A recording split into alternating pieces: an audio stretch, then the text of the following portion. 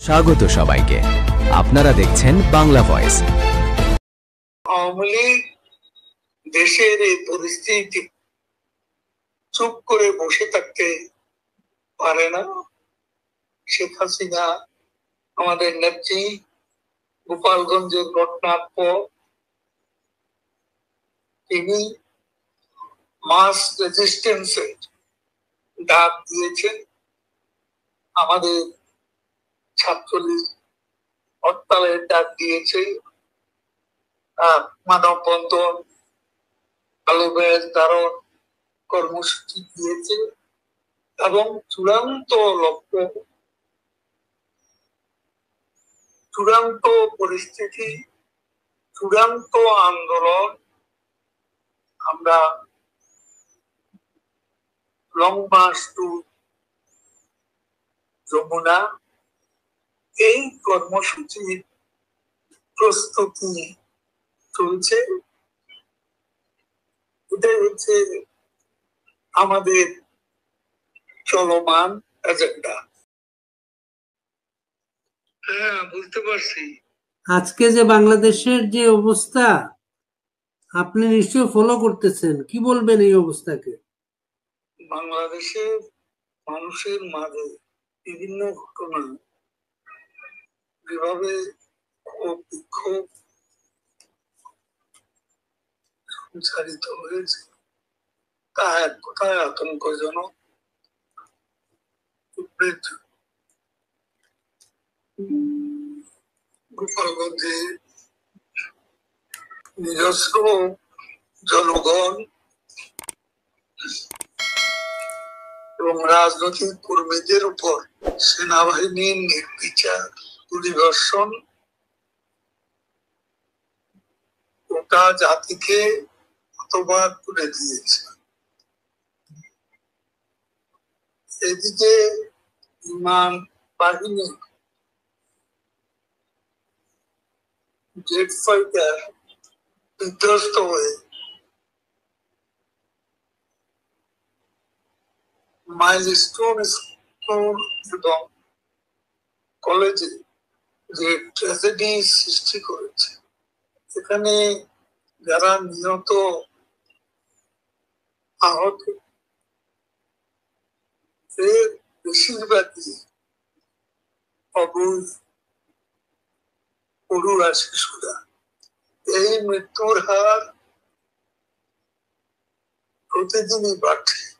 প্রকৃত মৃত্যুর সংখ্যা এখনো পরিষ্কার নয়। অভিজ্ঞ মহলের মতে এবং অভিভাবকদের ভাষ্য অনুযায়ী অনেক শিশু এখনো নিখোঁজ। যারা মারাত্মকভাবে আহত তাদের চিকিৎসা ঠিক মতো চলছে না। রক্তদানের ব্যাপারটিতে তাদের গোষ্ঠীকরণ করে দিয়েছে। আমাদের ছাত্রলীগের এবং অন্যান্য সহযোগী সংগঠনের নেতা কর্মীরা রক্ত দিতে গিয়েও অনেকে ব্যর্থ হয়েছে।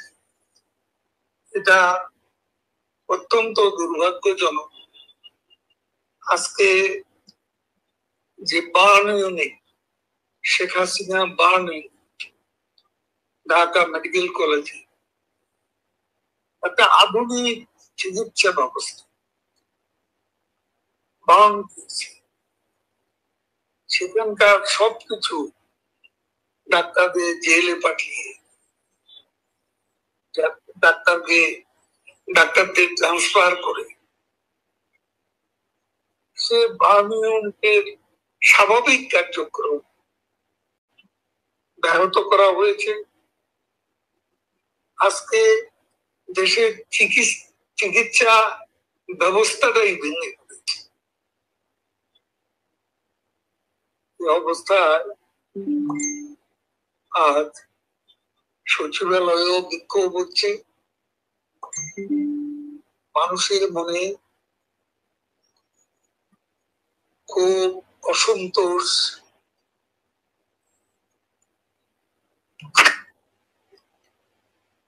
বিস্ফোরণের মতো দানা বাঁধছে এবং একটা অনিশ্চিত আতঙ্কজনক পরিস্থিতির মুখে সারা দেশ, যেখানে সেখানে মব ভায়োলেন্স চলছে, কারো জীবনে নিরাপত্তা নেই। ঘর বাড়িতে অনধিকার প্রবেশে অনেক পরিবারকে নিঃস্ব করে দেওয়া হচ্ছে, যেখানে সেখানে লুটপাট হচ্ছে, যত্রতত্র মানুষ খুন হচ্ছে, নারীরা সন্ধ্যার পর ঘর থেকে বেরোয়ার সাহস পাচ্ছে না। এর সীমাহীন আতঙ্ক, উদ্বেগের বাংলাদেশ। এই পরিস্থিতি অত্যন্ত বিস্ময়ের বিষয়।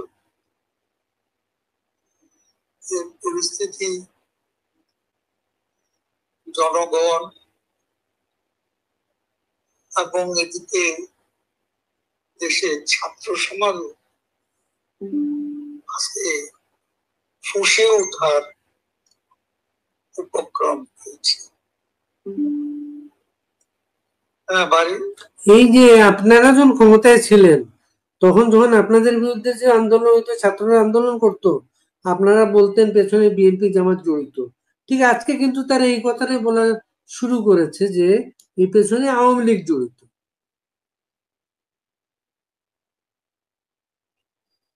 আওয়ামী লীগকে তো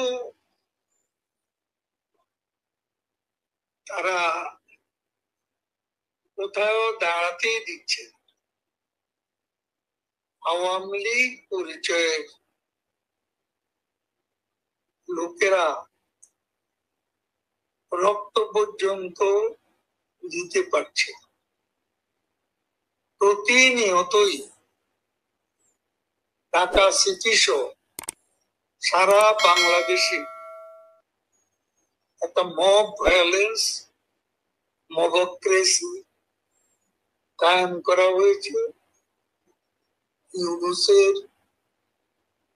সেই তার পেটুয়া বাহিনী, এরা সারা দেশে এক নৈরাজ্য, অরাজকতার সৃষ্টি করেছে।